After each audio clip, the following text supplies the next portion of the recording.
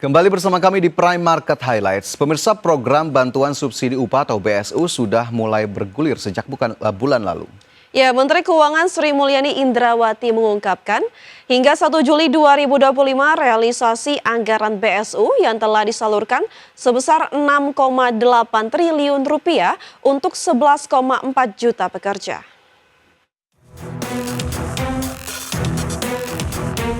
Menteri Keuangan Sri Mulyani Indrawati menegaskan, penyaluran bantuan subsidi upah atau BSU telah berjalan sesuai target, di mana hingga 1 Juli 2025, sebanyak 11,4 juta pekerja telah menerima subsidi upah sebesar Rp600.000 untuk 2 bulan. Melalui akun media sosialnya, Sri Mulyani mengungkapkan, anggaran yang telah direalisasikan tercatat sudah mencapai 6,8 triliun rupiah. Diharapkan penyaluran BSU ini bisa menjadi stimulus ekonomi untuk meningkatkan daya beli masyarakat.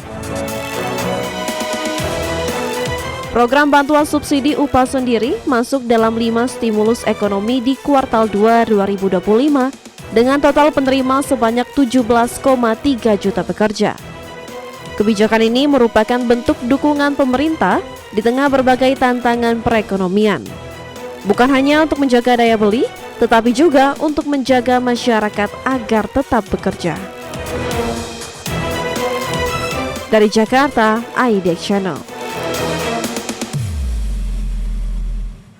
Sementara itu, Wakil Menteri Ketenagakerjaan menegaskan penyaluran BSU secara nasional telah mencapai 83% atau lebih dari 13 juta yang telah menerima dari total 15 juta penerima. Saat meninjau langsung penyaluran bantuan subsidi upah bersama Wakil Presiden Gibran Rakabuming Raka di Kota Tangerang, Banten, Wakil Menteri Ketenagakerjaan Immanuel Ebenezer menegaskan penyaluran BSU hingga saat ini telah tersalurkan ke 13 juta pekerja yang menerima manfaat. Realisasi ini tercatat sebesar 83% dari total data penerima bantuan subsidi upah sebanyak 15 juta penerima. Wamenakar menegaskan pemerintah telah menggelontorkan anggaran lebih dari 8 triliun rupiah untuk penyaluran BSU tahap 1, 2, 3, dan 4 yang telah berjalan. Dari 15 juta sudah 83%, artinya sekitar 13,9 juta. Ya, 13 jutaan sudah tersalurkan. Ya pasti Jawa lah. Jawa lah. Berkembang, tapi masih Jawa kan populasi paling banyak di Jawa, ya kan? Jawa dan sekitarnya lah, ya kan? Pulau Jawa dan sekitarnya. Insyaallah. Akhir Juli memang target kita selesai. Ya sekitar 8 triliun, termasuk ongkos pengiriman. Ada evaluasi apa dari syarat utama anggota BPJS Ketenagakerjaan ya aktif April 2025. Lalu tadi seperti Pak Wamen sampaikan, gaji di bawah 3,5, di bawah UMP, UMK ya.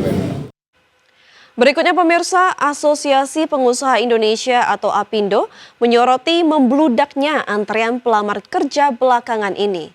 Kondisi ini seolah menggambarkan sinyal-sinyal bahwa tenaga kerja Indonesia tengah dilanda krisis.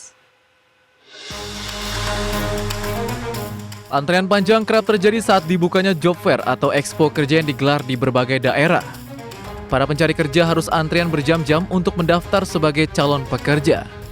Fenomena membludaknya antrean pelamar kerja belakangan ini menjadi sorotan Asosiasi Pengusaha Indonesia atau APindo. Ketua Umum Asosiasi Pengusaha Indonesia Sinta Wijaya Kamdani mengatakan bahwa fenomena tersebut harus dilihat dengan lensa yang jernih dan komprehensif. Dalam keterangan yang dilansir dari media online, Sinta menegaskan, dunia usaha prinsipnya memiliki komitmen untuk menyerap tenaga kerja seluas-luasnya. Namun demikian, realitas di lapangan menunjukkan adanya beberapa faktor krusial yang menimbulkan gap antara supply dan demand tenaga kerja. Ketua Umum APindo ini bahkan menekankan bahwa saat ini Indonesia tengah mengalami darurat tenaga kerja. Di sisi lain, Indonesia sedang menghadapi fase yang kompleks terutama di industri padat karya akibat dinamika geopolitik dan perlambatan global, pelemahan konsumsi di level domestik yang menekan permintaan produk manufaktur hingga biaya berusaha yang tinggi.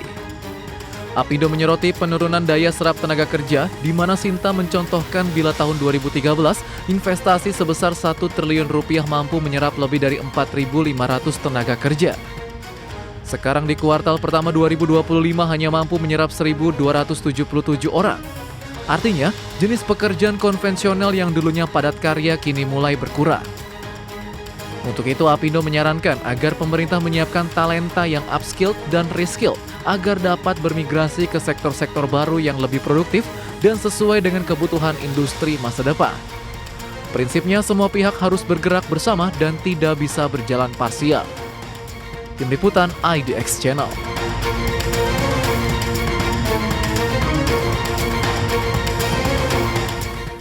Ya, BSU dalam berbagai tahapan yang sudah disalurkan begitu ya, Vin. Ini tentunya kita harapkan bisa mendorong daya beli para pekerja terutama yang memang masuk dalam kriteria, dan kita harapkan memang tidak hanya BSU saja tapi nanti ada inisiatif-inisiatif lainnya yang dilakukan oleh pemerintah untuk kemudian mendorong produktivitas agar kemudian juga pekerja bisa terdorong, tidak hanya diberikan bantuan tapi juga ada hal-hal lainnya yang juga bisa didapatkan oleh para pekerja. Sementara di saat yang sama kita juga tahu pekerjaan ini lagi susah-susahnya, Vin ya. Banyak sekali antrian di mana-mana, bahkan ya kemarin di berbagai kota untuk kerja di toko retail saja itu 1.000 lebih pelamar untuk hanya beberapa posisi, Vin. Ya, ini sangat miris ya sebenarnya melihat banyaknya pengangguran, bahkan ada istilah 1 juta pengangguran di Indonesia yang merupakan sarjana. Itu sangat miris, dan juga ini pemerintah selanjutnya mungkin bisa lebih meningkatkan ya untuk bagaimana ini produktivitas SDM dalam negeri ini bisa meningkat dan juga lapangan kerja bisa meningkat, karena untuk mendapatkan investasi yang lebih tinggi ya ada namanya itu ICOR, itu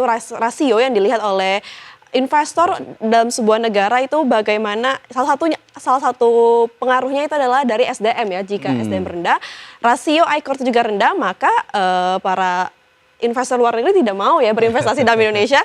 Nah, itu juga penting. Ini juga yang saya bisa mewakili masyarakat begitu ya.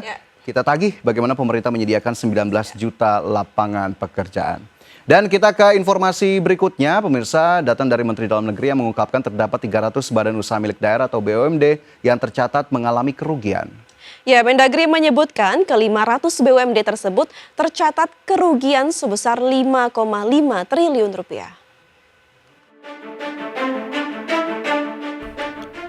Dalam rapat kerja bersama Komisi 2 DPR RI, Menteri Dalam Negeri Tito Karnavian mengungkapkan di Indonesia saat ini terdapat 1091 badan umum milik daerah atau BUMD.